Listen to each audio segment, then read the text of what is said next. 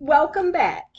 I'm Emily at Emily's podcast, Tribute to All Little Angels, Part 15, Episode 3 of the Timeline.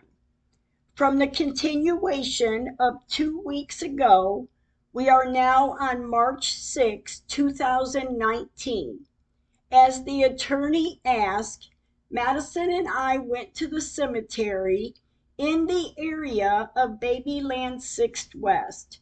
We probed the second area of where we were guessing the exact location, the area where the north tree stood. Madison said the moment she stuck the probe in the ground, I hit something. She felt it. The probe was down about 6 to 8 inches deep, and this area matches up to the area, the headstone across the street. The north tree, as in this same location, should be across the street from the Lyle headstone, not a street corner. And yet, another month is gone, and now we are into April. April 3rd, 2019, the city manager is to get 3 different dates for my attorney to meet with them. And then 10 days later, April 13th, 2019, Madison gets Megan's photo album out to look at the pictures to be able to identify her when we get to dig her up. April 23rd, 2019. On this day, the attorney talked with me about digging Megan up, even though he knew I did not want to. I do not want to do this, but he said he hasn't heard anything from the city. He asked me to send him my timeline of this case. Madison and I then searched on Google Earth to find when the north tree was removed out of the cemetery. And then the case went back to the attorney calling the city and no return calls. Then he mentions the city manager is retiring. And then into May 1st, 2019, my attorney calls to let me know there is a new city manager. And we have a meeting on May 13th, 2019 at 9:00 a.m. At the meeting, attended was the retired city manager, the new city attorney, the city attorney, and the new city manager, my attorney and I. To start, I show my pictures and the timeline to the city and my attorney. I show them that where they said they cut down a tree that was never in that location.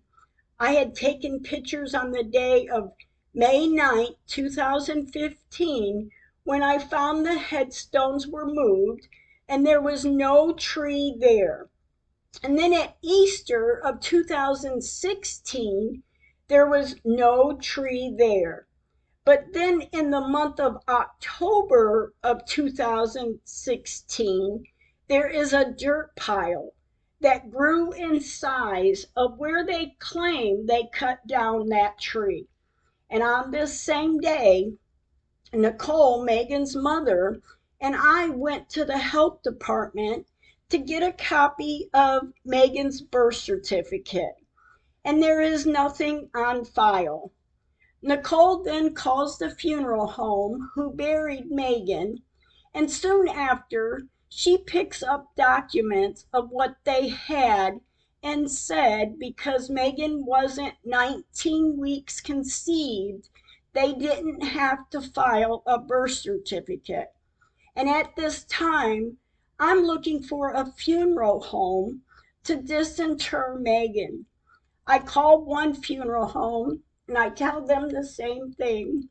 I told another funeral home that we were moving and we want to take Megan with us. My attorney and I agreed to saying that so we didn't involve others in what had happened. And now into June 5th, 2019, the health department calls to say we can't dig without a birth or death certificate. And she is to call me back when she double checks to let me know. 12 days later, June 17, 2019, it's confirmed. We cannot dig without a certificate. She didn't call me back, so of course I called her. I called the attorney afterward to let him know.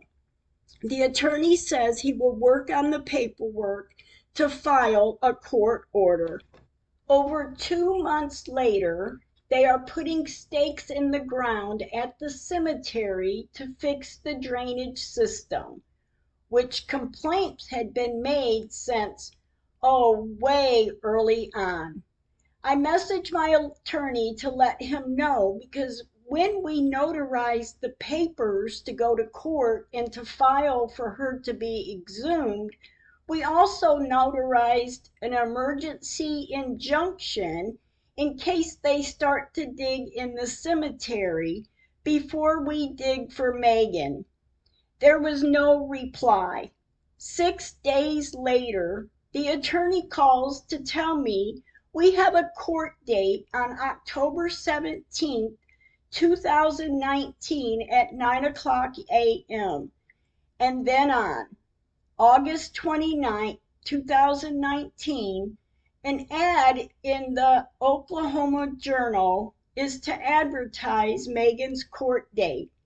And on September 19th, 2019, a dump truck and digger shovel is in the mid-southwest area in the cemetery. And on October 2nd, 2019, stakes are west of the tree to set in a new headstone west of Megan with date on it 1992. And on October 11th, 2019, they are digging in Megan's area. I messaged the attorney because you notice he hasn't returned my calls. October 15th, 2019, the big drain that is set east of Megan's area, the north corner area, and then on October 17th, 2019, we go to court. We are granted permission to dig Megan. October 22nd, 2019, the forms are sent to Vital Statistics. And then on October 31st, 2019, the small newly set in drain east of Megan's area, her resting area, is set in. Then not even 10 days later, the new headstone is set in west of Megan's area. And on November 11th, 2019, I take pictures of the dirt, the amount of dirt around an area to set in a headstone. This was another red flag. And then finally, they are finished with the drain work and the road at the cemetery. And 2 days later, they lay sod in Megan's area. And the attorney calls telling me the city wants this done. November 19th, 2019, the funeral home calls. She has papers for Nicole and I to sign to dispose of the remains. Nancy at the funeral home is calling the city to see when they will be available to get all this done. They are pushing for next Tuesday, November 26, 2019. Nancy said November 26, 2019 at 1 o'clock p.m. November 20th, 2019. Nancy calls to confirm the date and time. And then on November 21st, 2019, I went to the cemetery as soon as I dropped Madison off at school. I'm there by 9:20 a.m. There are men working on the east-west street corner east of Megan's area to widen the street corner. And then on November 24th, 2019, the cement is poured for the street corner. Then here we go. On November 26, 2019, at 12:31 p.m., we arrive at the cemetery. The digger and attorney are already here. The grass and dirt is cut around Megan's headstone. The first thing my attorney says to me, "How are you going to feel when you're wrong today?" And I thought, what? They start to dig when everyone else arrives, except the digger's workers. They dug down 2.4 feet when they found a casket. And as we see the casket and they are getting ready to lift it out of the ground, Madison said, "It's open. There's water seeping out." The digger puts his knee on the top of the casket to close it back to continue to lift it out of the hole.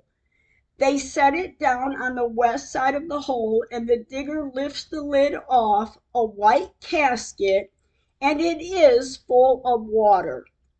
Not muddy, mucky, thick water, but water you could see through.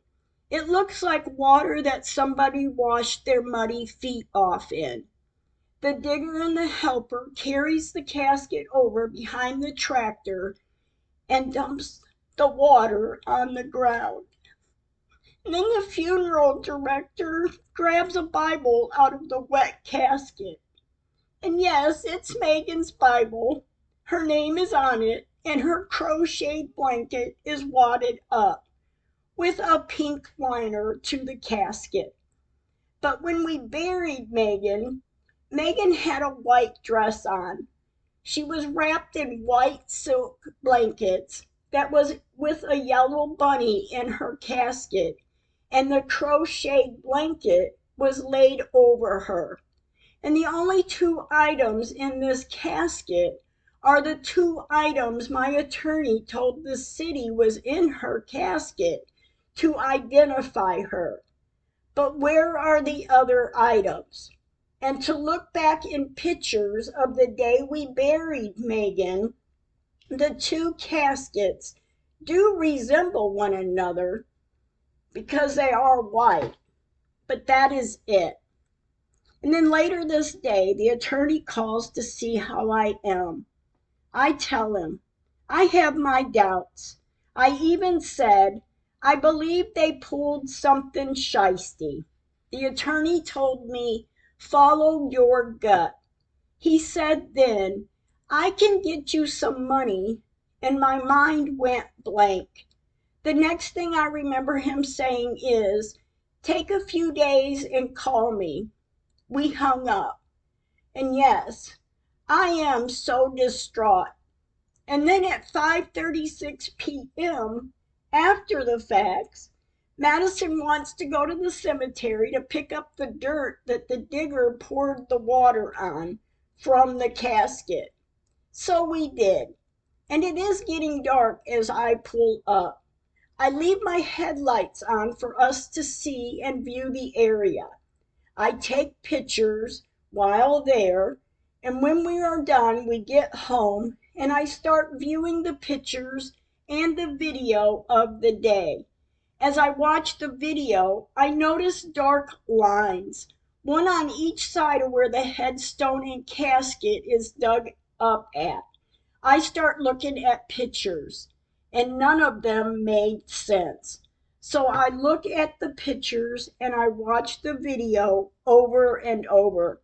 And I start to compare the pictures taken previously, even days before the digging, to when the dark lines appeared. On November 6, 2019, there are no dark lines. 5 days later, November 11th, 2019, there are no dark lines. And on November 21st, 2019, there are no dark lines. But on November 22nd, 2019, there are dark lines. 4 days before the digging of Megan's headstone.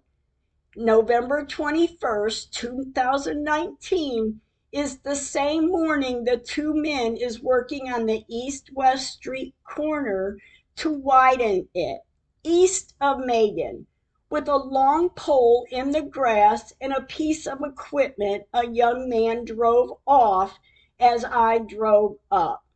I watched and took pictures. To continue, November 26, 2019. After finding what I'm suspicious of, I emailed the attorney and the funeral home at 10:46 p.m. I emailed the attorney. At 10:52 p.m. I emailed the funeral home. November 27, 2019 at 8:29 a.m. I called the funeral home. I talked with a lady. Nancy isn't in. She didn't call me back either. At 9:07 a.m., the attorney called mad, screaming at me. He wanted me to come into his office to look at Google Earth. We had did that already. Thanksgiving is tomorrow. He said he has to go. He has a call from Nancy at the funeral home.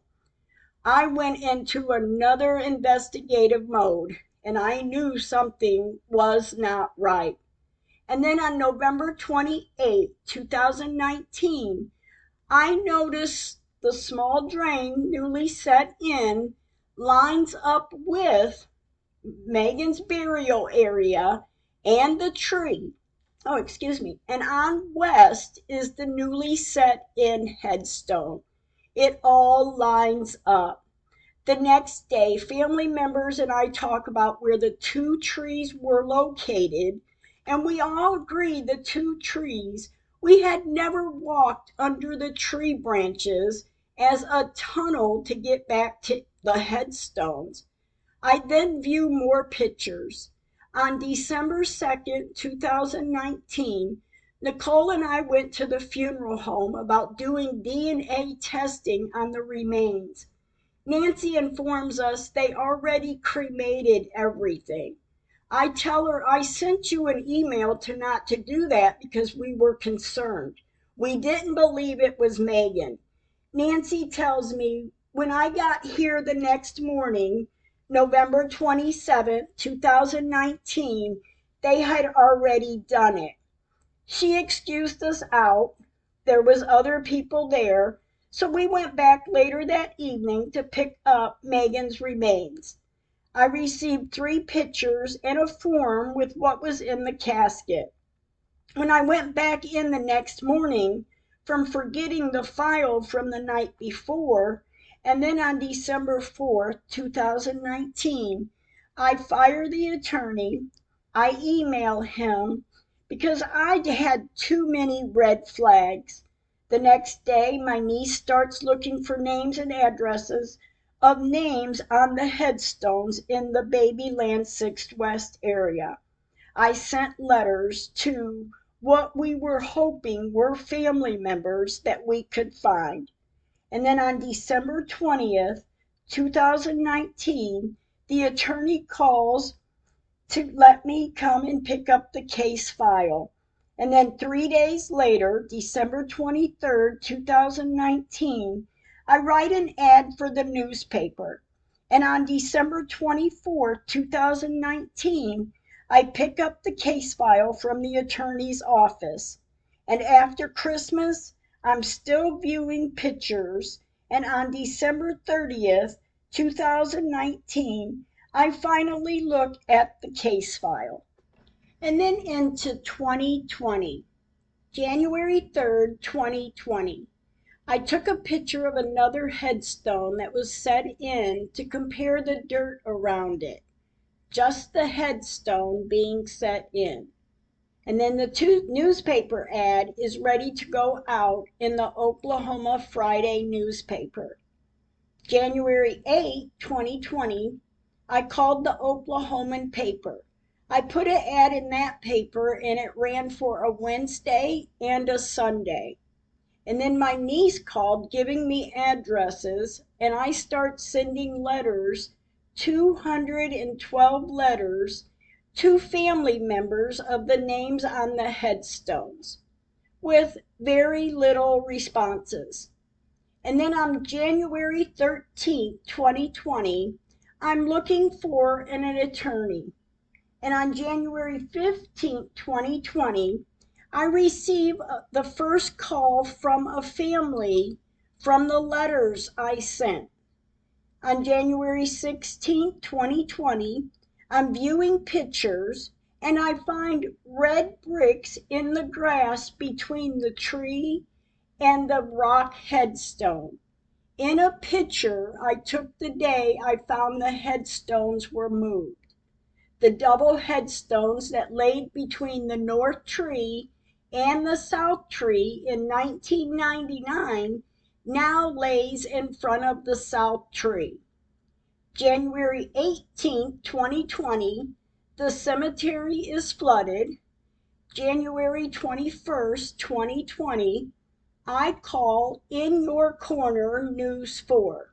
I leave a message. News 4 did call me back, to me crying, telling the story, and me sending him pictures and information, to not hear from him. January 23rd, 2020, we emailed the news stations, News 4, News 5, and News 25. On January 29th, 2020, the newspaper ad went out in the Oklahoma newspaper. And on February 1st, 2020, I start sending letters to Dr. Phil, Dateline, in 48 hours. And on February 2nd, 2020, the second ad went out today in the Oklahoma newspaper. Not any responses. Throughout this time, I'm looking and viewing the pictures and the video. I'm trying to match up the pictures to find the differences. And then I did get more calls from the family members. And then during the COVID, we slowed down a little, but we kept the story going.